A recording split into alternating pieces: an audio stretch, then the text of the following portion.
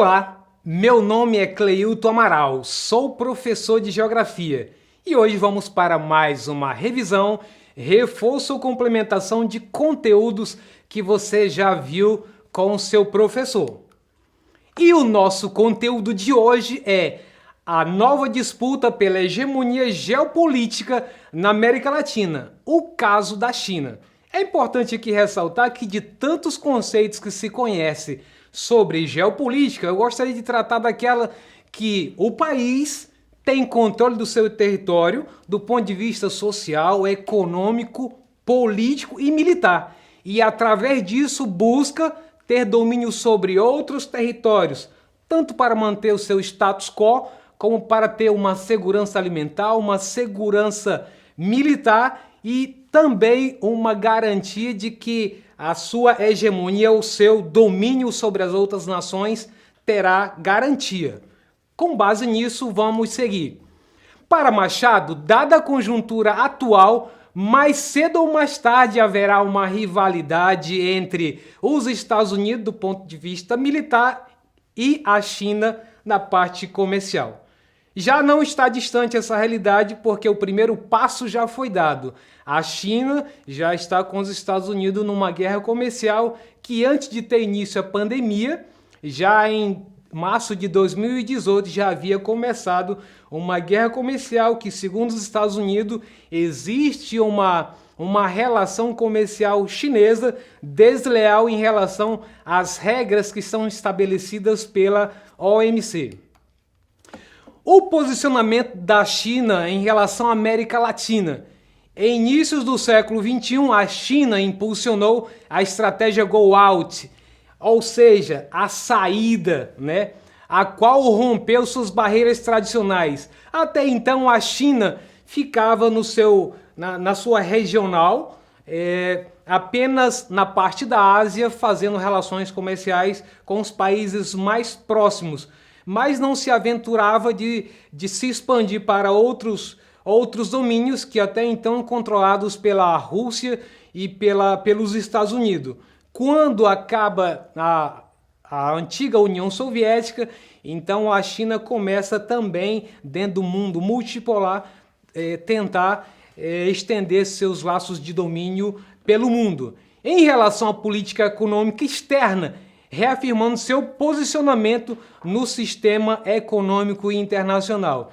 Então a China, se aproveitando de que tem uma mão de obra barata, tem uma legislação que é frouxa em relação às outras legislações ambientais do mundo e que tem uma grande quantidade de consumidores, ela conseguiu se aproveitar desses quesitos importantes para poder se posicionar no mundo inteiro, garantindo que todos os seus produtos estivessem presentes em todos os lugares do mundo, desde um pente até mesmo um equipamento eletrônico sofisticado, e colocando montantes crescentes de capitais próprios em investimentos no exterior. Isso é muito importante porque se o projeto dela é até 2040 se tornar uma grande potência militar e econômica, ela precisa também ter uma influência nos países, seja investindo em infraestrutura, investindo com empréstimo de seus bancos ou até mesmo com suas mercadorias que chegam em cada um desses países.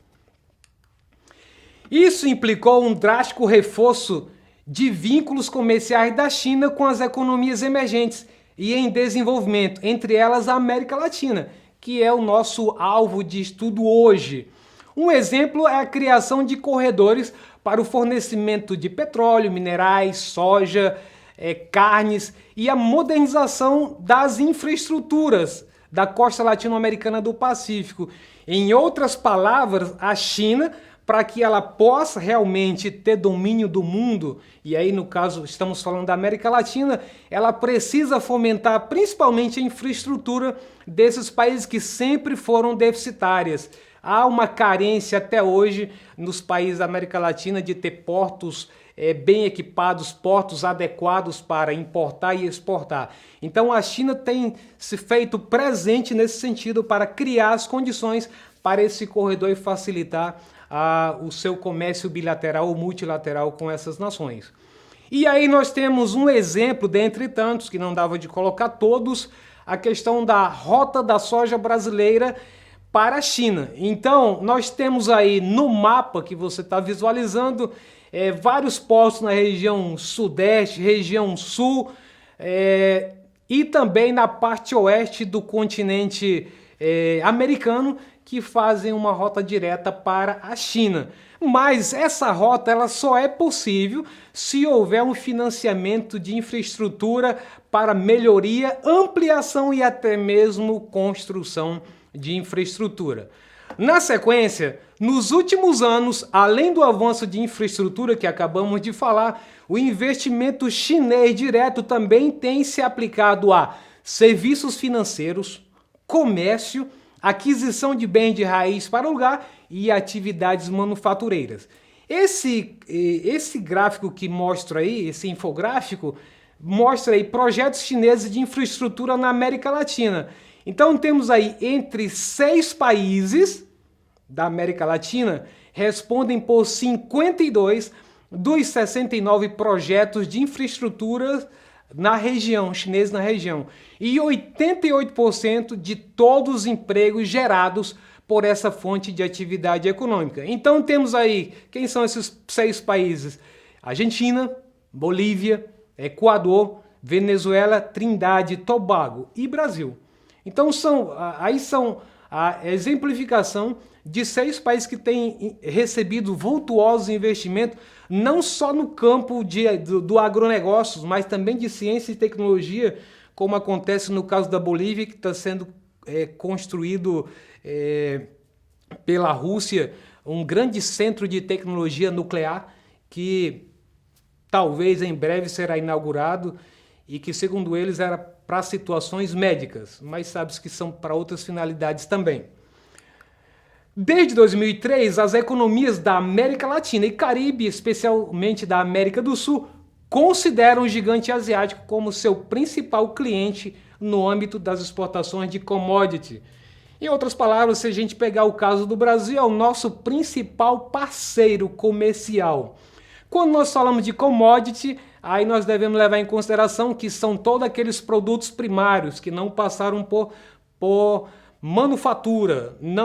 Para a China não interessa produtos manufaturados, porque ela é quem vai fazer essa etapa. Então nós estamos falando de produtos que têm um valor no mercado internacional. Você não vai encontrar na Bolsa de Valores, olha, hoje vamos falar sobre o preço da Ingá. Não é um produto de commodity. Você vai ver arroz, feijão, milho, carne suína, bovina e tantos outros que têm uma importância para o mundo inteiro.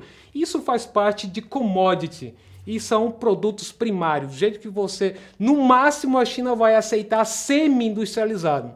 Digamos que eu fiz uma extração de madeira, o máximo que a China vai aceitar vai ser ela em pranchas. E o restante do processo de industrialização é feito pela própria China, que vai gerar sua mais-valia quando for fabricar os produtos para exportar para o mundo inteiro.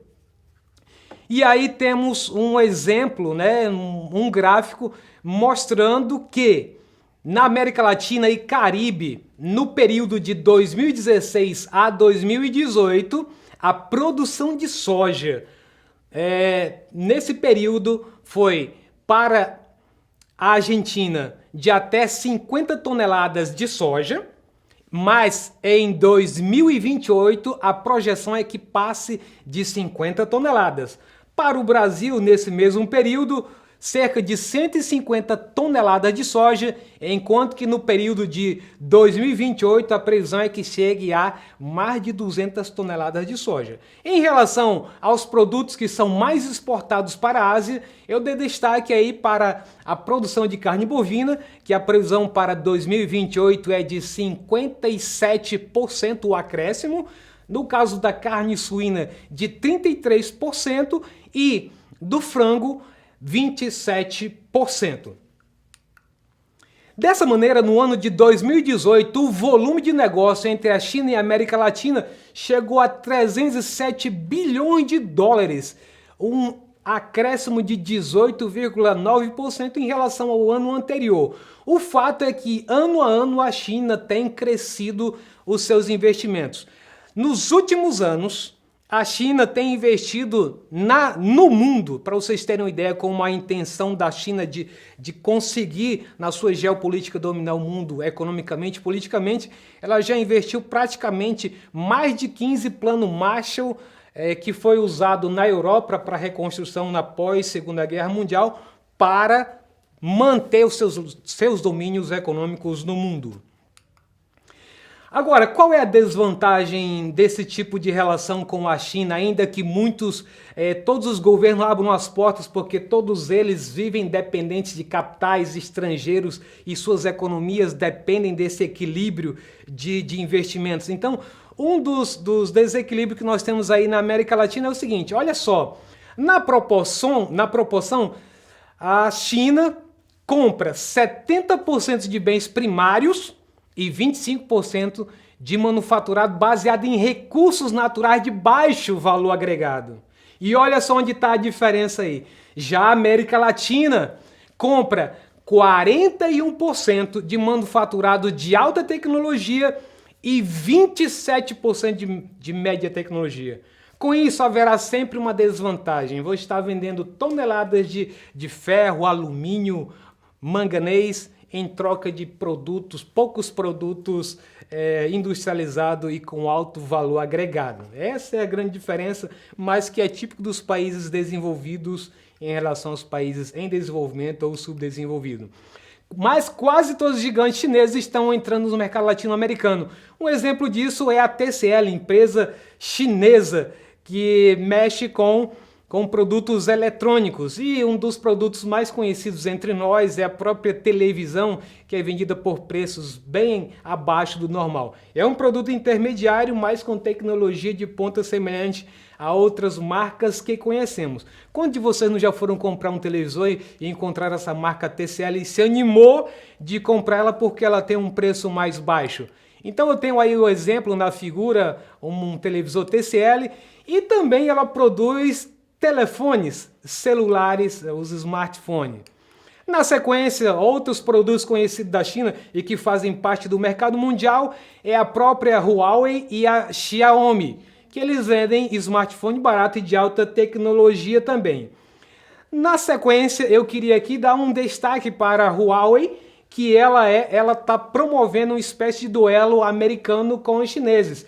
Segundo os americanos, essa tecnologia, que a Huawei é responsável por todo o sistema de telecomunicação, todos os smartphones, televisores, equipamento de televisão, equipamento de rádio, todos eles possuem componentes nas suas placas eletrônicas. E, segundo os americanos, existem chips escondidos que colocam em xeque a segurança nacional de cada país. Em função disso, segundo os americanos, não é interessante que os países adotem essa tecnologia, que será um avanço, uma mudança extraordinária no século XXI. Em função disso, recentemente saiu um noticiário que os americanos, inclusive, se propõem a pagar toda a instalação da tecnologia 5G no Brasil, usando a antiga Ericsson e a Nokia, que muitos de nós chegamos a comprar equipamento desse tipo no passado, aqueles telefones grandes, que essas empresas, inclusive, já tinham sumido do mapa. Mas, para competir com a China, os Estados Unidos estão querendo renovar a força dessas duas empresas, Ericsson e Nokia. E, para finalizar, eu convido vocês a resolverem comigo duas atividades do Exercitando. Vamos lá para a primeira? Preste bem atenção. Número 1. Na geopolítica latino-americana, os chineses têm procurado ampliar seus investimentos, chamado going out, a saída para o mundo, principalmente em, letra A, commodities como petróleo, soja e minérios. Letra B, produtos industrializados do México, Argentina e Brasil, como é o caso dos carros importados nessas nações. Letra C, madeira de lei, que tem acesso facilitado pelos órgãos de controle como IBAMA e ICMBio. E por último, todas as alternativas estão corretas. Vamos contar comigo? Até 3 para ver qual é a sua resposta? 1, 2, 3. Quem marcou a letra A tá certo! É a letra A, muito bem. São as commodities como petróleo, soja e minério. Vamos para a segunda, ver se você consegue fechar o seu gabarito comigo? Vamos lá! De uma perspectiva meramente comercial, os países latino-americanos são um grande mercado de consumo disputado por China, Rússia e Estados Unidos, além de outros países. Ainda concernente à China, os celulares têm se popularizado por sua tecnologia e preços inferiores e tecnologia avançada. São exemplo desses produtos que a gente acabou de ver anteriormente. Letra A, Huawei e Apple. Letra B, Xiaomi e Huawei. Letra C, Huawei e Nokia. E letra D, Apple e Samsung. Vamos para a nossa contagem rapidinho? 1, 2, 3. Quem respondeu, letra B, tá certo, muito bem, gostei. Você de casa tá ajudando aí o aluno a responder, parabéns. Então é Xiaomi e Huawei. Então eu quero agradecer a todos que assistiram até agora a nossa programação para os estudos promovido pelo Governo do Estado por intermédio da Secretaria de Educação, todos os profissionais envolvidos na produção e na edição de imagens, técnicos da educação e coordenadores pedagógicos envolvidos nesse projeto de educação à distância, Escola em Casa. Maiores informações, pesquisa, consulta do material desta aula, incluindo exercícios complementares e sequência didática, acesse a plataforma Eduque. Um abraço a todos e até a próxima!